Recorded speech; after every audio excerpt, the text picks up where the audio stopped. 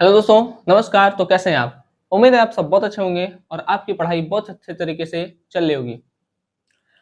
आज हम जिस लेक्चर के साथ उपस्थित हैं वह है फैराडे का नियम, जैसा कि आपको दिख रहा होगा, ठीक है, और थंबनेल पे आप देख चुके होंगे।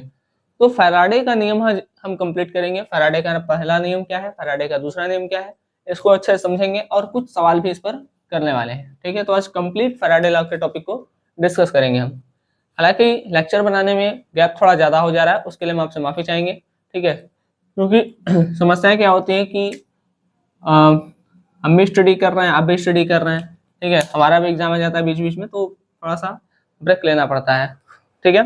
चलिए, लेकिन आप जो भी लेक्चर बनाते हैं, ठीक है, प्रयास मेरा ये रहता है कि वो चीज़ें मतलब इस तरीके से बनाई जाए कि आप लोग को अच्छे समझ में आ जाए, ठीक है।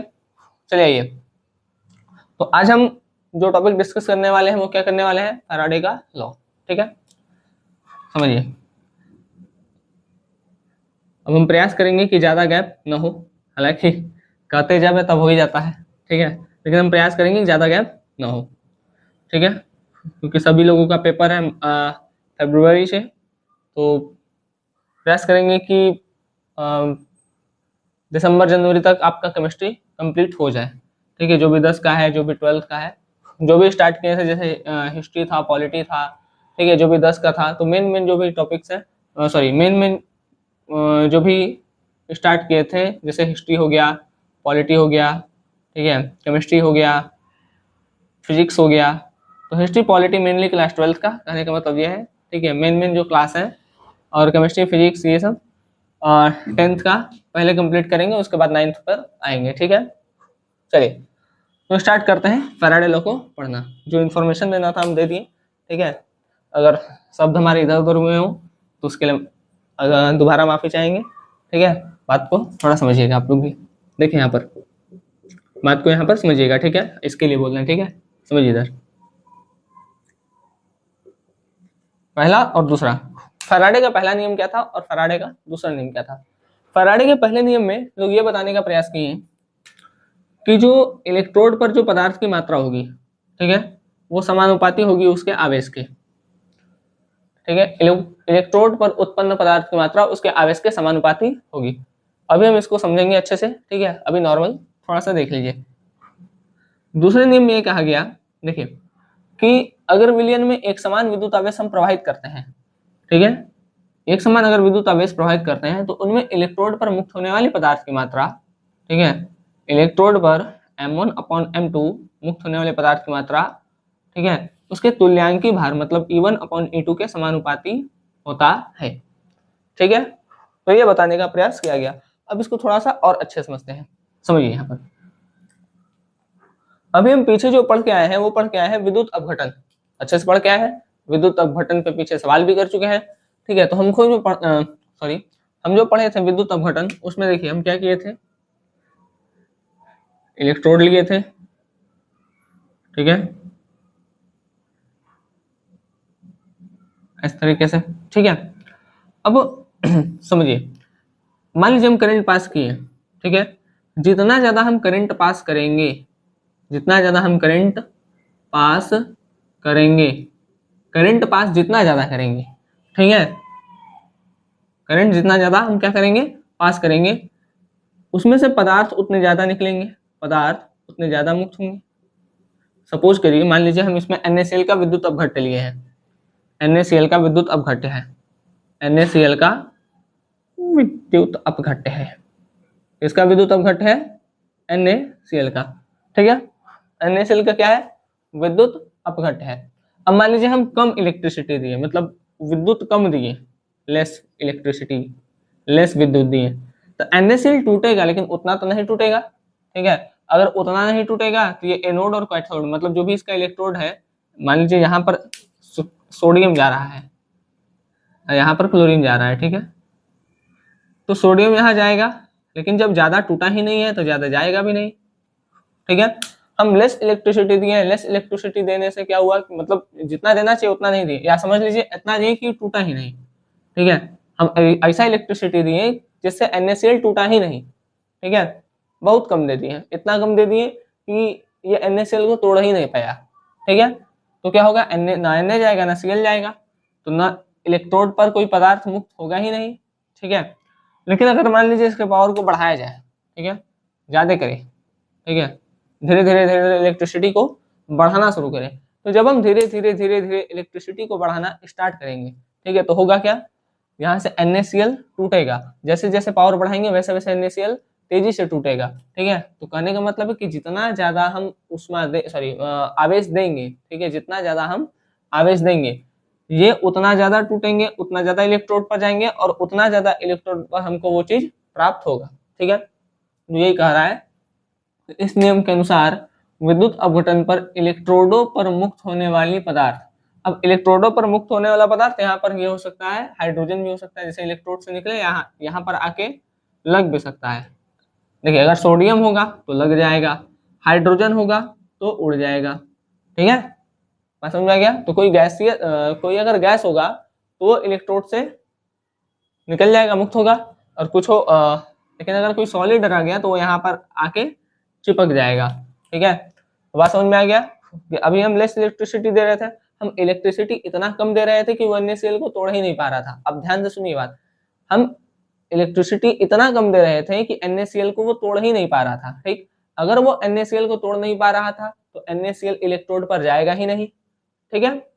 हम धीरे धीरे पावर बढ़ाना शुरू किए, ठीक है। जब धीरे धीरे धीरे पावर बढ़ाना स्टार्ट किए तो हुआ क्या, वो NaCl को तोड़ा, और जैसे जैसे और पावर बढ़ाते जाएंगे NaCl बहुत तेजी से टूटता जाएगा और जाकर इलेक्ट्रोड पर लगता जाएगा, ठीक है। बात समझ में आ गया। तो कहने का मतलब क्या है कि जितना ज्यादा आवेश देंगे उतना ज्यादा हमको इलेक्ट्रोड पर पदार्थ मिलेगा, ठीक है। कम देंगे तो कम, ज्यादा देंगे तो ज्यादा। अब समझिए, अच्छे से समझिए, पहले न्यूमेरिकल करने के लिए आपका थ्योरी वाला पोर्शन आना आवश्यक है, ठीक है। कई लोग सोचते हैं कि न्यूमेरिकल में खाली फॉर्मूले पढ़ लेते हैं, थ्योरी पढ़ लीजिए, ठीक है। थ्योरी नहीं पढ़ेंगे तो आपको चीजें समझ में कैसे आएंगी, ठीक है। देखिए इसमें क्या बोला गया कि जो पदार्थ की मात्रा है, ठीक है, इलेक्ट्रोडों पर मुक्त होने वाली पदार्थ की मात्रा, इसमें प्रवाहित विद्युत आवेश के मात्रा के समानुपाती, जितना आवेश देंगे उतना पदार्थ मुक्त होगा, नहीं देंगे नहीं होगा। सपोज करिए हम इलेक्ट्रिसिटी ही ना दे, विद्युत आवेश देवे ना करे, तो क्या मुक्त हो जाएगा अपने से? नहीं होगा, ठीक है, देंगे तब तो मुक्त होगा। चलिए अब ये समानुपाती है, तो समानुपाती का साइन हटाने के लिए एक ठो कांस्टेंट लगाते हैं जिसका नाम होता है Z, तो Z इंटू क्यू, ठीक है, Z इंटू क्यू। अब हमको पता है Q बराबर, कक्षा 10 से पढ़ते हुए चले आ रहे हैं, Q बराबर होता है I इंटू टी। Q बराबर क्या होता है? I into T. M बराबर Z into I into T, ठीक है, Z बराबर I into T, sorry M बराबर Z into I into T. I जो है, जिसको नहीं बताया सुनिए ध्यान से, I जो है वो I मतलब धारा, ठीक है, और धारा का हमेशा मेजरमेंट करते हैं एम्पियर में। विद्युत धारा का मात्रक क्या होता है? एम्पियर होता है, ठीक है, विद्युत धारा का मात्रक हाँ एम्पियर। टी सेकेंड, ठीक है, टी क्या है?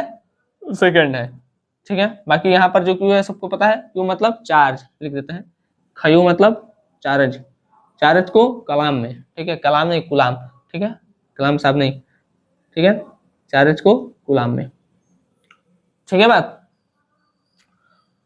अच्छा ये हो गया M बराबर जेड आई टी, इसको डायरेक्ट भी लिख सकते हैं M बराबर जेड आई टी।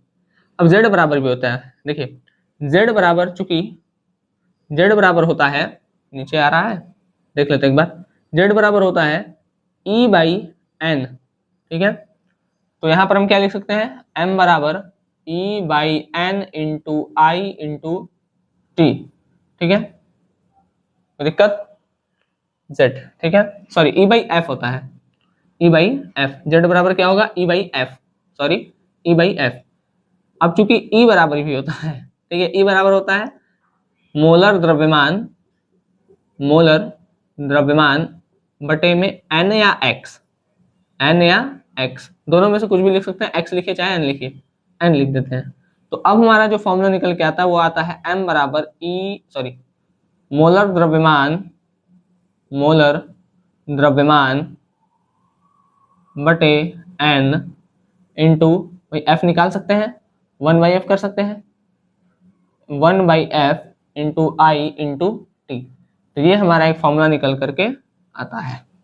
ठीक है, यहाँ तक आ रहा है कि नहीं? फॉर्मूले आ रहा है एकदम साफ साफ आ रहा है। ठीक है, कोई दिक्कत?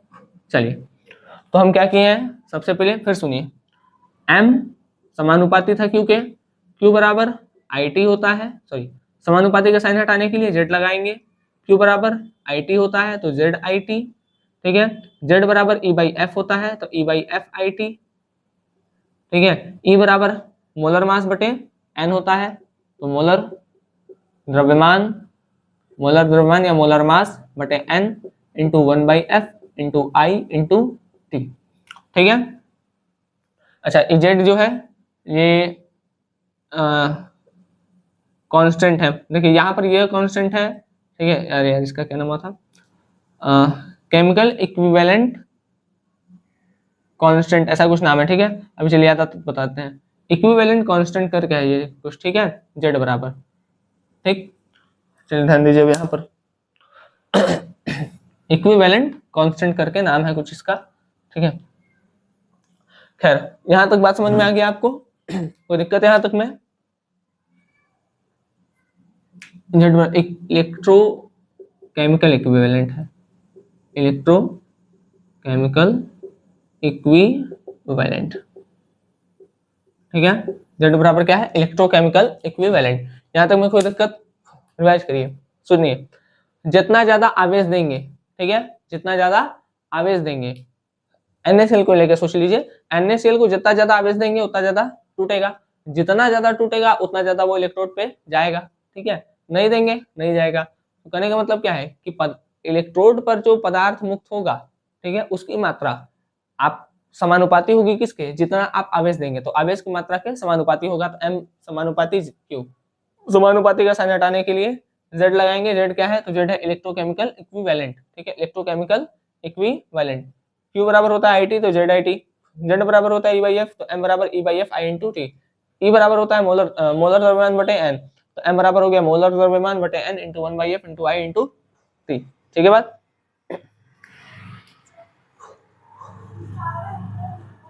चलिए, तो हमको एक फॉर्मूला मिल गया, m बराबर क्या होता है? मोलर द्रव्यमान into 1/f into I into T. जैसे मान लीजिए हमसे एक क्वेश्चन पूछ ले नॉर्मल कि अगर हम 2 एम्पियर, ठीक है, अगर हम 2 एम्पियर की धारा कॉपर सल्फेट के विलयन में प्रवाहित करते हैं, ठीक है, कॉपर सल्फेट के विलयन में प्रवाहित करते हैं, ऐसा कुछ है। ठीक है, और इलेक्ट्रोड पर जो मिल रहा है हमको, और इलेक्ट्रोड पर 2 एम्पीयर की धारा प्रवाहित कर रहे हैं। अच्छा, 30 सेकंड तक कर रहे हैं। ठीक है, 2 एम्पीयर की धारा 30 सेकंड तक कॉपर सल्फेट के विलयन में प्रवाहित कर रहे हैं। तो इलेक्ट्रोड पर जो कॉपर होगा, ठीक है, इलेक्ट्रोड पर कॉपर की मात्रा बताना है। ठीक है, कुछ नहीं करना है, कॉपर की मात्रा मतलब हम पूछ रहा है कॉपर का मोलर द्रव्यमान रखिएगा। ठीक है, मान लेते हैं मोलर द्रव्यमान 67 के आसपास है। ठीक है, तो 67 हो गया बटे कॉपर क्या करता है? Cu+2 रखता है। ठीक है, तो ये क्या करेगा? 2 प्लस है तो 2 इलेक्ट्रॉन लेगा, और 2 इलेक्ट्रॉन लेगा और क्या कर देगा? Cu बना देगा। तो यहाँ पर जो ये इलेक्ट्रॉन है वही n है, n मतलब लिए या दिए गए इलेक्ट्रॉनों की संख्या।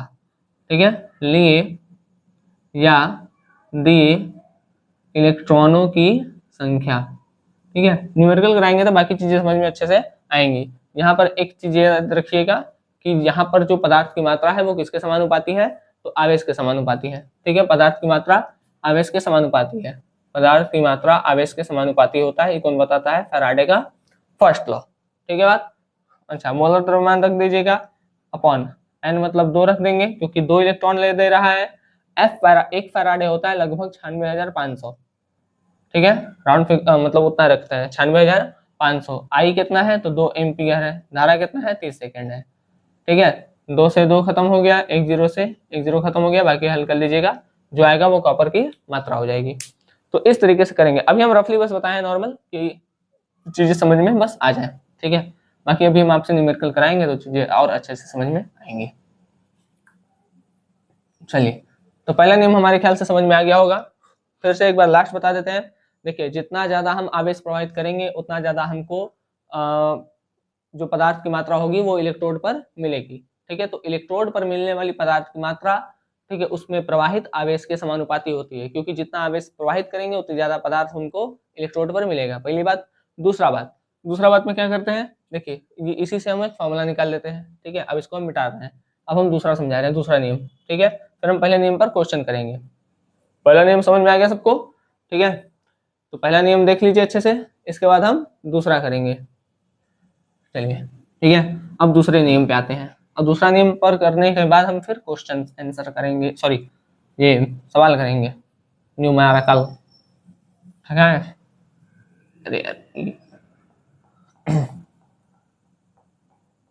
देखिए लिखे थे बहुत पहले कि हम पढ़ा देंगे, लेकिन फिर अचानक कुछ काम आ गया तो चले गए।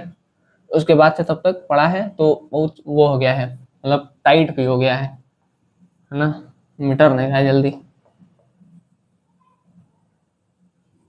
कोई बात नहीं।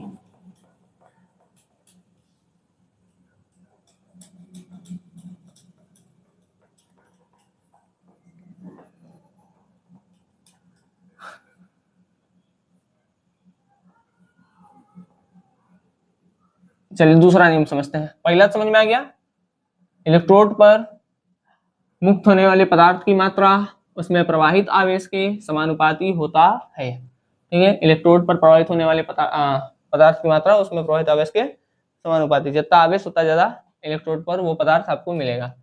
अब देखते हैं ये सेकेंड लॉ क्या कहता है। देखिए सेकेंड लॉ अच्छे समझते हैं, ठीक है। इसको इधर थोड़ा सा इसके लिए फगर बनाते हैं, फगर बनाए फगर। इसमें बोल रहा है यदि दो भिन्न भिन्न विद्युत अपघट्यों के विलयन, तो दो भिन्न भिन्न विद्युत अपघट्य ले लेते हैं। दो भिन्न भिन्न अगर हम विद्युत अपघट्य ले लेंगे, मान लेते हैं, क्या मान लिया जाए, दो भिन्न भिन्न विद्युत अपघट्य ले लेते हैं, कोई बात नहीं। एक मिलेंगे जिंक सल्फेट, एक मिलेंगे कॉपर सल्फेट। ओहो दिस इलेक्ट्रोड इस गड़बड़ बनी, सही से बन जाओ, ठीक है।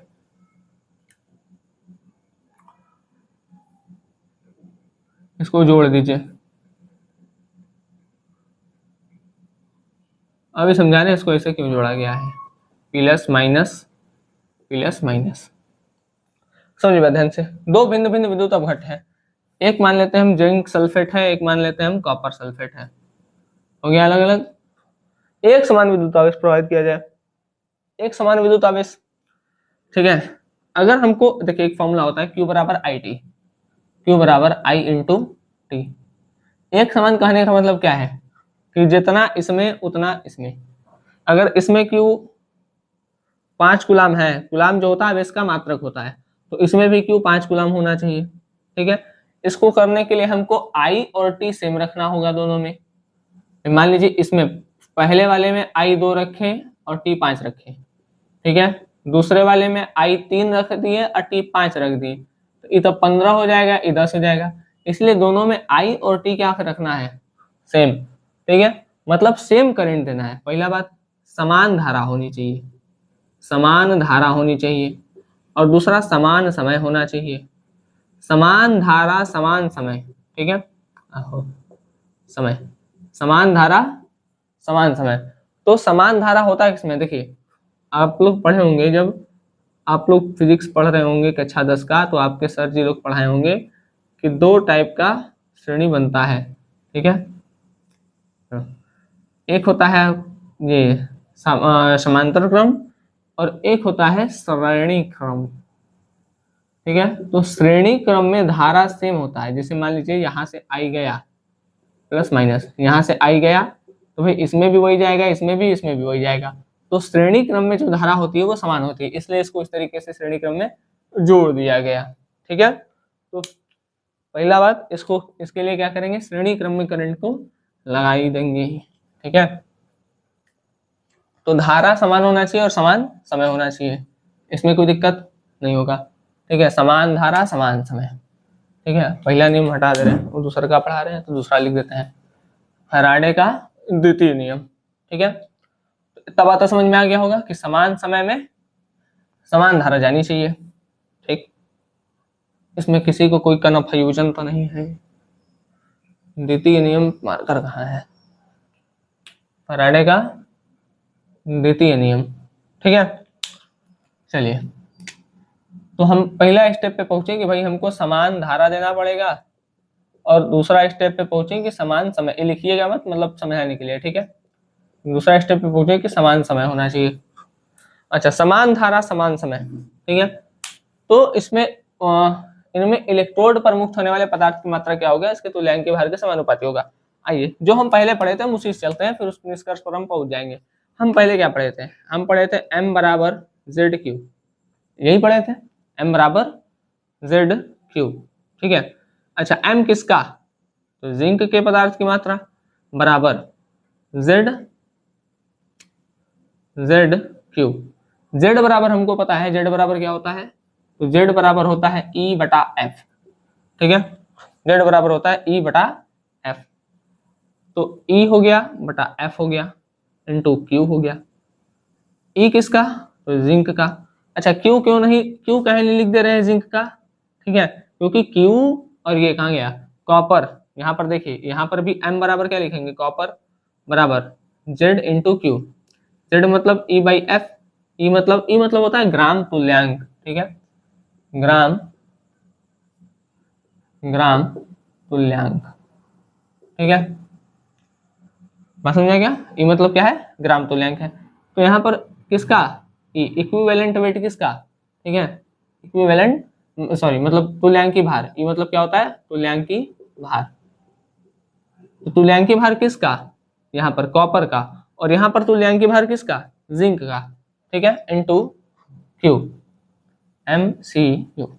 ठीक है, अब समझिए बात। यहाँ पर देखिए, जिंक की जो पदार्थ की मात्रा है वो जिंक के तुल्यांक भार बटे एफ इंटू क्यू। अब देखिए, क्यू और क्यू दोनों सेम है, कट जाएगा। एफ और एफ दोनों सेम है, कट जाएगा। ठीक है, ये इसके नीचे आ जाएगा, ये इसके नीचे आ जाएगा। तो होगा क्या? आप लोग काट के भी देख लीजिएगा। ठीक है, हम डायरेक्ट काट दिए हैं। एम जो होगा, एम जो होगा, एम जिंक का अपॉन में एम कॉपर का। ठीक है, इसके नीचे आ गया, बराबर ऊपर बचेगा ई जिंक का अपॉन में ई कॉपर का, क्योंकि कॉपर का तुल्यांक भार अलग होगा, जिंक का तुल्यांक भार अलग होगा। ठीक है, ये तो अलग अलग होगा, लेकिन हमको इसमें बोल दिया है ना कि हमको क्या करना है? एक समान विद्युत आवेश। एक समान विद्युत आवेश मतलब जितना इसमें उतना इसमें, तो कटना पड़ेगा।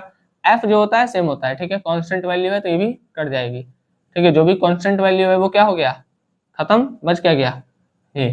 तो अब देखिए, यही लिखा है कि एक समान विद्युत आवेश प्रवाहित की जाए, तब बता दिए थे। तो इनमें इलेक्ट्रोड पर मुक्त होने वाले पदार्थ की मात्रा तुल्यांकी भार के समानुपाती होंगे। मुक्त होने वाले पदार्थ की मात्रा तुल्यांकी भार के समानुपाती होंगे। ठीक है, तो परिभाषा समझ में आ गया? उम्मीद है समझ में आ गया होगा। ठीक है, अब चलिए, अब जैसा कि हम कहे थे कि न्यूमेरिकल भी कराना है। ठीक है, तो न्यूमेरिकल कराते हैं, समझिए ध्यान से। उसके पहले थोड़ा सा रिवाइज करवा दे। ठीक है, रिवीजन मरवा देते हैं फट से, क्या करना है। ठीक है, चलिए देखिए,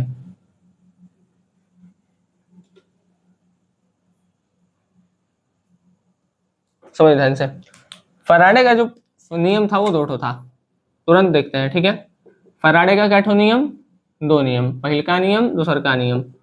पहला नियम जो फैराडे का था, फैराडे के पहले नियम में क्या बोला गया कि उत्पन्न पदार्थ की मात्रा कहाँ पर? इलेक्ट्रोड पर। इलेक्ट्रोड पर उत्पन्न पदार्थ की मात्रा उसमें प्रवाहित होने वाले आवेश के समानुपाती होगा। ठीक है, उत्पन्न होने वाले पदार्थ की मात्रा उसमें प्रवाहित आवेश के समानुपाती होगा। दूसरे में क्या बोला गया कि जो आपका पदार्थ की मात्रा है उसका अनुपात, ठीक है, मतलब जो आपके पदार्थ की मात्रा है वो तुल्यांकी भार के समानुपाती होगा। ठीक है, समझ में आ गया? अगर हम एक समान, देखिए दूसरे में एक चीज ये भी है कि एक समान आवेश, एक समान आवेश, दो अलग अलग विद्युत अपघट्ट हैं। ठीक है, दो अलग अलग विद्युत अपघट्ट हैं, तो दो अलग अलग विद्युत अपघट्ट में एक समान आवेश दें, ठीक है, तो उसमें जो पदार्थ की मात्रा होगी वो तुल्यांकी भार के समानुपाती होगी। ठीक है, तो यही दो नियम बताया गया था। पहला, आवेश, ठीक है, सुनिए, इलेक्ट्रोड पर मुक्त होने वाले पदार्थ की मात्रा उसमें प्रवाहित आवेश के समानुपाती होगा। दूसरा नियम, दो अलग अलग विद्युत अपघट्ट में अगर एक समान विद्युत आवेश प्रवाहित किया जाए तो उसमें इलेक्ट्रोड पर उत्पन्न पदार्थ की मात्रा, ठीक है, उसके तुल्यांकी भार के समानुपाती होती है। ये दो नियम था जो फैराडे साहब के द्वारा दिया गया था। ठीक है, अब चलते हैं हम इनके न्यूमेरिकल्स की तरफ, और न्यूमेरिकल जो करेंगे वो फर्स्ट लॉ के वाला करेंगे। ठीक है, तो हम थोड़ा सा बाहर लिख देते हैं कौन कौन क्या क्या था। ठीक है, देखिए सबसे पहले हम लिखे थे m बराबर जेड क्यू, इसके भी ऊपर लिखे थे m समानुपाती था किसके, q के। ठीक है, z क्या था, तो इलेक्ट्रोकेमिकल इक्विवेलेंट था। z क्या था, इलेक्ट्रोकेमिकल इक्विवेलेंट था। फिर m बराबर किस पे आए थे, ZIT पे आए थे। फिर m बराबर किस पे आए थे, तो E बटा F पर आए थे IT। ठीक है, फिर किस पर आए थे, तो m बराबर E बटे F तुल्य मोलर द्रव्यमान। ठीक है, मोलर द्रव्यमान बटे n into 1/f into I into T, molar द्रव्यमान। ठीक है, अच्छा जिनको मोलर द्रव्यमान नहीं निकालने आता वो निकालना सीख जाइए भाई। ठीक है, m जो है पदार्थ की मात्रा है, लिख दे सब, m जो है वो पदार्थ की मात्रा है।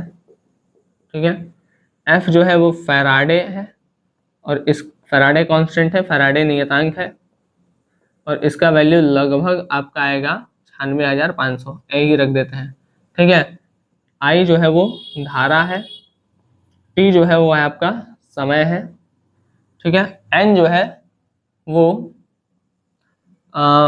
गेन या लॉस इलेक्ट्रॉनों की संख्या है। ठीक है, इलेक्ट्रॉन की संख्या। ठीक है बात, अब आते हैं, बढ़ते हैं अपने न्यूमेरिकल्स की तरफ। ठीक है, न्यूमेरिकल की तरफ चलते हैं। चलिए, तो न्यूमेरिकल करेंगे भाई। देखिए सबसे पहला क्वेश्चन आपका लिखा है 3 एम्पियर की धारा को, समझिए 3 एम्पियर की धारा को, धारा कितने एम्पियर का है, तो 3 एम्पियर का है। क्वेश्चन लिख दे, लिख देते हैं ऐसे, I बराबर कितना दिया है, 3 एम्पियर। 3 एम्पियर की धारा को 30 मिनट तक, T दिया है 30 मिनट, 30 मिनट तक प्रवाहित किया जा रहा है। विलेन कौन सा है, तो AgNO3 है, विलेन है आपका AgOg। ठीक है, AgNO3 है। ठीक, तो कैथोड पर निक्षेपित चांदी, ठीक है, तो सिल्वर कितना, सिल्वर की मात्रा, ठीक है, mAg पता करना है। इसमें दिया है आपका Ag का जो वेट रखना है वो आपको 107.8 रखना है। Ag का जो वेट है वो 107.8 है। ठीक है, चलिए करते हैं सवाल को, कुछ नहीं करना, बस फॉर्मूले पे रख देना है। हमको निकालना है Ag पदार्थ की मात्रा, तो हो गया mAg बराबर, ठीक है, मोलर द्रव्यमान लिख दे, चलिए लिख देते हैं पहले, मोलर द्रव्यमान बटा n into 1/f into I into T.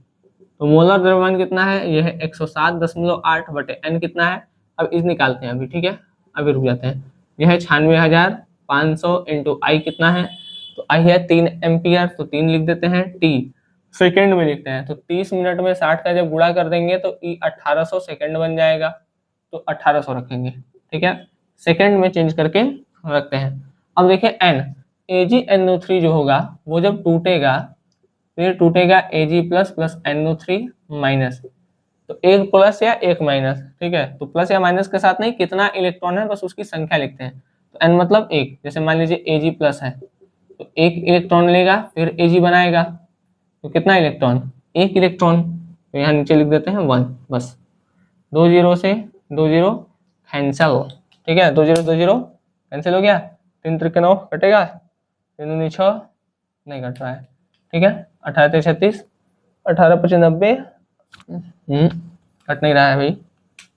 चलिए सब काट पीट करिएगा अपना। ठीक है, यहाँ पर हम इससे लिख देते हैं, अब गुणा भाग तो सब कर ही लेंगे। ठीक है,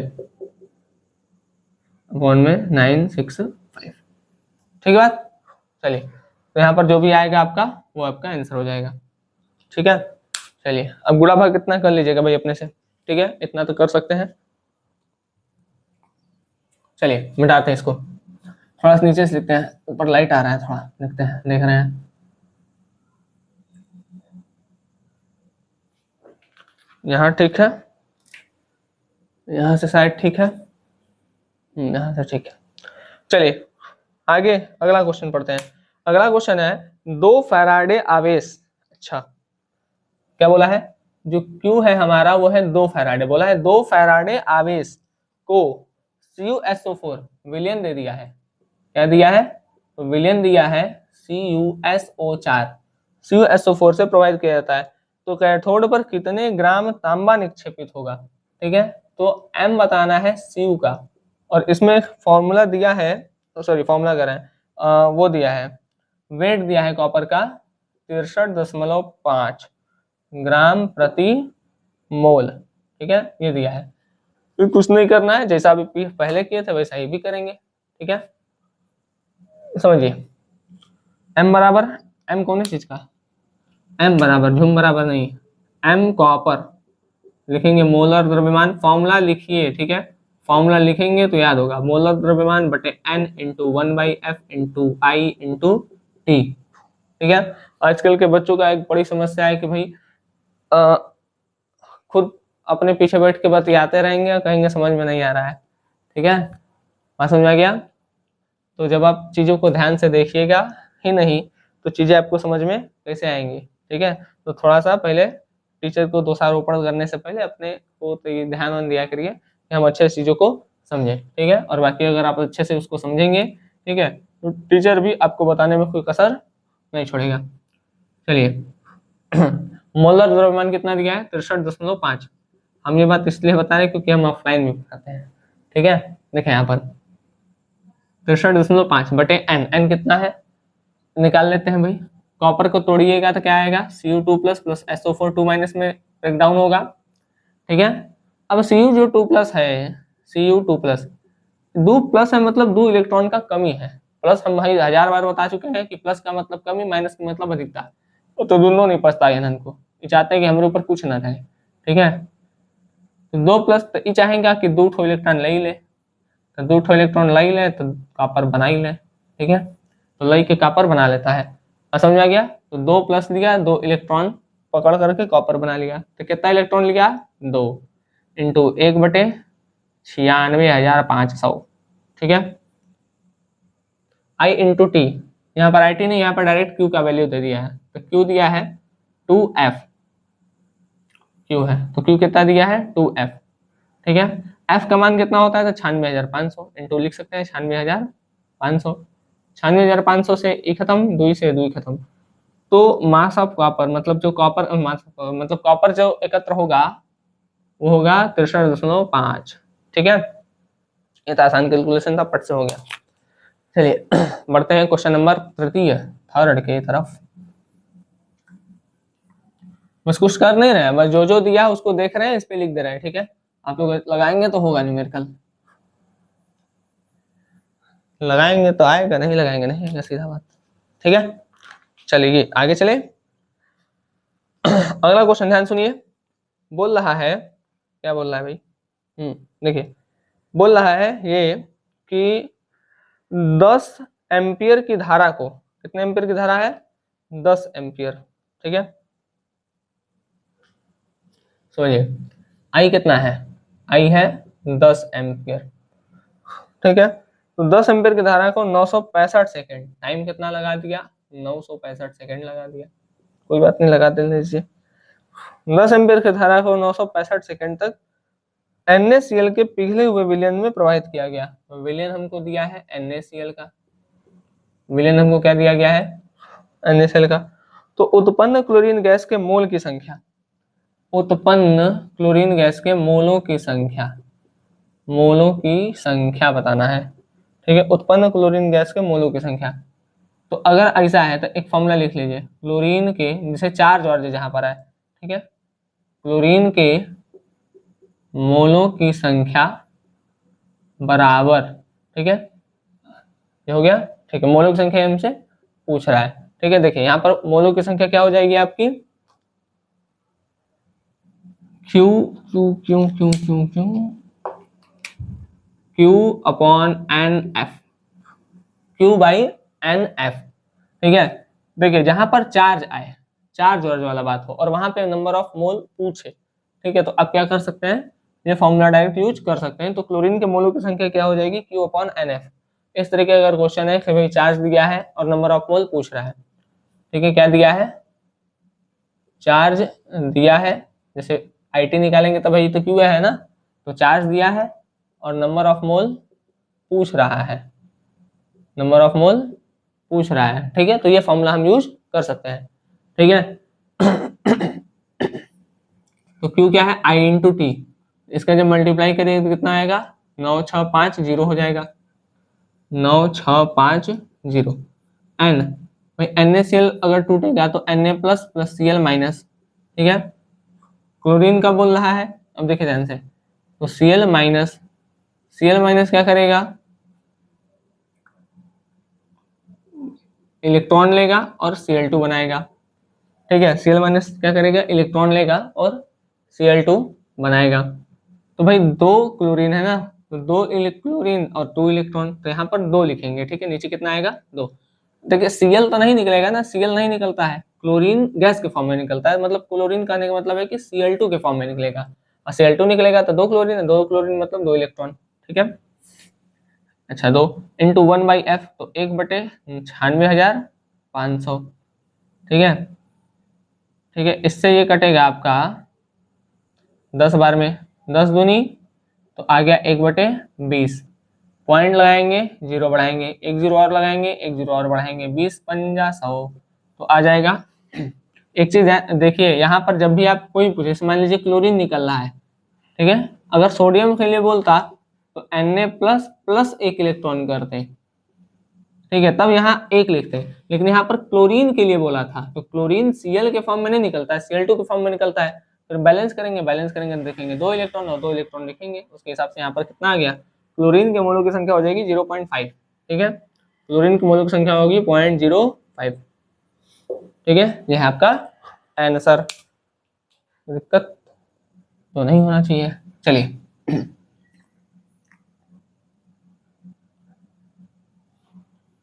एक क्वेश्चन आपको देंगे भी, ठीक है, वैसे देख लेते हैं, एक क्वेश्चन और होगा हमारे ख्याल से, हाँ एक क्वेश्चन और बचा है, इसको भी कर लेते हैं, ठीक है, इसके बाद करते हैं। समझिए, क्वेश्चन है 4 एम्पियर धारा को, क्वेश्चन ध्यान से सुनिएगा, 4 एम्पियर धारा, आई कितना है, आई है 4 एम्पियर, 4 एम्पियर धारा को 2 घंटा, टाइम कितना दे रहा है, 2 घंटा। NiSO4, विलियन जो है वो है NiSO4, ठीक है, NiSO4 है, ठीक है बात।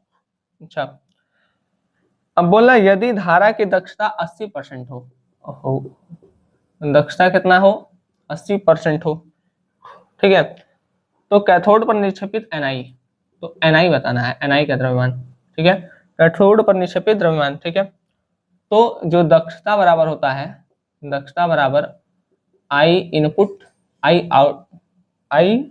आउटपुट बटे आई इनपुट, ठीक है, आई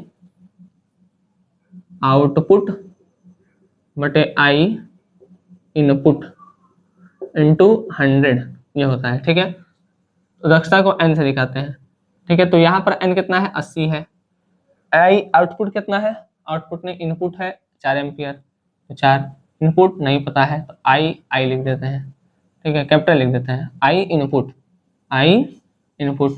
इंटू 100, ठीक है, 1 0 से 1 0, 4 दूनी 8, ठीक है, कट सकता है ना भाई, 4 नीचे ही आएगा। अच्छा, आराम से करते हैं, 80 4, बहुत लोग को नहीं समझ में आएगा, कोई दिक्कत नहीं, देखिए आई ऊपर जाएगा 80 नीचे आएगा, ऐसा हो सकता है, आई इनपुट बराबर 4/80 गुणे 100, यही होगा भाई, 80 नीचे आ जाएगा, ठीक है, 4 एकम 4, 4 दूनी 8, 20 और 20 पंजे 100, तो आई इनपुट जो आया वो आपका आया 5 एम्पियर, ठीक है बात, कोई दिक्कत, आई इनपुट कितना आ गया, 5 एम्पियर।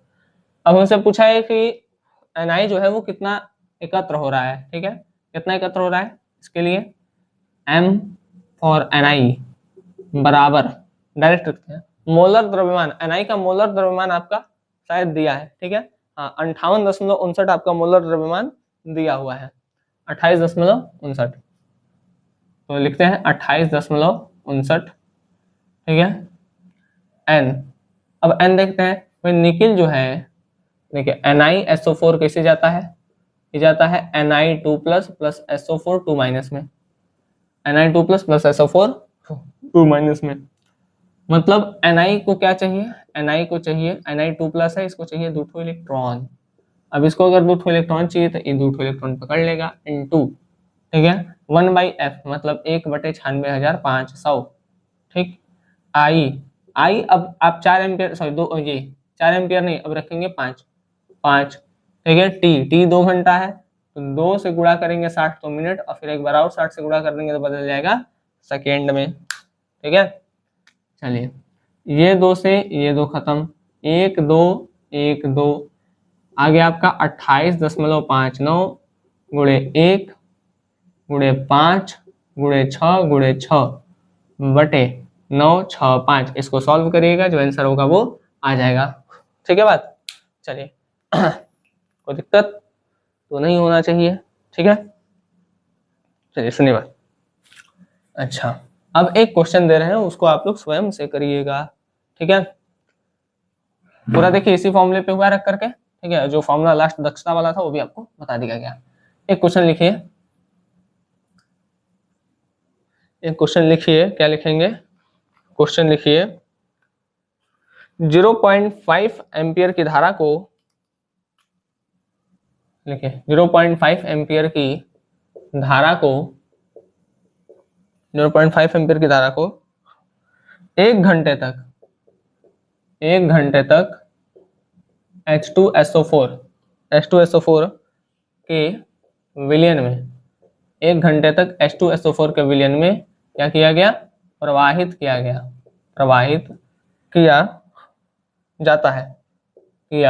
जाता है। एनोड पर मुक्त होने वाली ऑक्सीजन गैस ज्ञात करें। एनोड पर मुक्त होने वाली ऑक्सीजन की मात्रा ज्ञात करें, ठीक है। तो उम्मीद है ये आप कर लेंगे, ठीक है, और जो भी समझाया गया वो अच्छे समझ में आया। तो मिलते हैं अब आपसे अगले लेक्चर में, तब तक के लिए धन्यवाद, जय हिंद। आप लोग अच्छे से पढ़ाई करते रहें।